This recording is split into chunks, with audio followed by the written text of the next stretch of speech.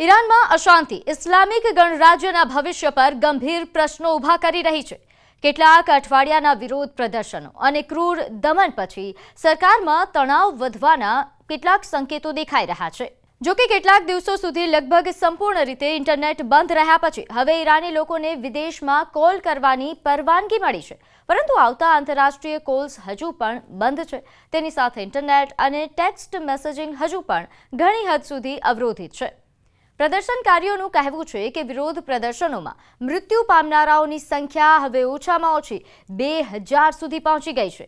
આર્થિક સમસ્યાઓને લઈને શરૂ થયેલા વિરોધ પ્રદર્શન હવે એક મોટા આંદોલનમાં ફેરવાઈ ગયા છે, જેમાં 1979ની ઇસ્લામિક ક્રાંતિ પછી સત્તામાં આવેલા શાસનને ખતમ કરવાની ખુલ્લી માંગ કરવામાં આવી રહી છે। ઈરાનની બહારથી પણ દબાણ વધી રહ્યું છે। અમેરિકી રાષ્ટ્રપતિ ડોનાલ્ડ ટ્રમ્પે નવા આર્થિક પ્રતિબંધોની જાહેરાત કરી છે, જેમાં ઈરાન સાથે વેપાર કરતા દેશો પર 25% ટેરિફ લગાવવાની પણ વાત કરાઈ છે, જેનાથી દબાણ વધુ વધી ગયું છે। સોશિયલ મીડિયા પર ટ્રમ્પે ઈરાની પ્રદર્શનકારીઓને કહ્યું કે મદદ આવી રહી છે। તેમણે એ પણ જાહેરાત કરી છે કે ચાલુ દમનના કારણે ઈરાની અધિકારીઓ સાથેની કોઈ પણ સંભવિત વાતચીત રદ કરી દેવામાં આવી છે। ટ્રમ્પ દ્વારા ઈરાનના પ્રદર્શનકારીઓને ઉશ્કેરવામાં આવી રહ્યાનો ગંભીર આરોપ લાગી રહ્યો છે।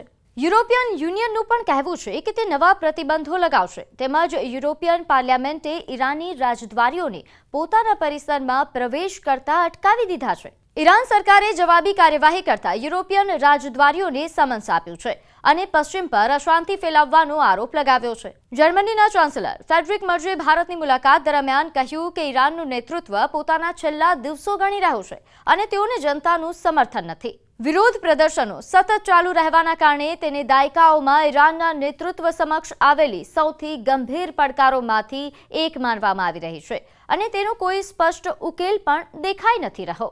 इंडिया के लिए कोई बहुत चिंता की बात नहीं है, बिकॉज हमारा जो ईरान के साथ ट्रेड था वो यूएस सैंक्शंस को देखते हुए हो रहा था। इंडियन इंडस्ट्री, इंडियन बैंक्स बहुत कॉन्शियस हैं कि किसी तरह की हम सैंक्शन वॉलेट ना करें। तो ओफेक सैंक्शन के अंडर हम जो ह्यूमैनिटेरियन ट्रेड कर रहे थे, जो कि प्राइमरली फूड और फार्मा का था, उसका कोई इम्पैक्ट इसके ऊपर नहीं आना चाहिए। लेकिन जिस तरह का एक स्वीपिंग स्टेटमेंट दिया है, एक कुछ हम तरह की क्लैरिटी आनी चाहिए, जिससे कि जो डाउट है कि इवन ह्यूमैनिटेरियन सप्लाई में भी इम्पैक्टेड, जो कि मेरे को नहीं लगता है होना चाहिए, उससे जो इस तरह की जो दुविधा आ गई वो दूर हो सके। एक बड़ा इशू ये है कि जिस तरह ईरान में डेवलपमेंट हो रहा है, जिस तरह ईरान की जो करेंसी है वीक होती जा रही है, कहाँ तक इम्पोर्ट ईरान के लिए पॉसिबल होगा। बिकॉज अगर आप देखिए, अगर लग्जरी गुड्स हो गए या प्रीमियम आइटम की कॉस्ट दुगनी तिगुनी हो जाएगी, तो क्या कंज्यूमर उसको बाई कर पाएगा।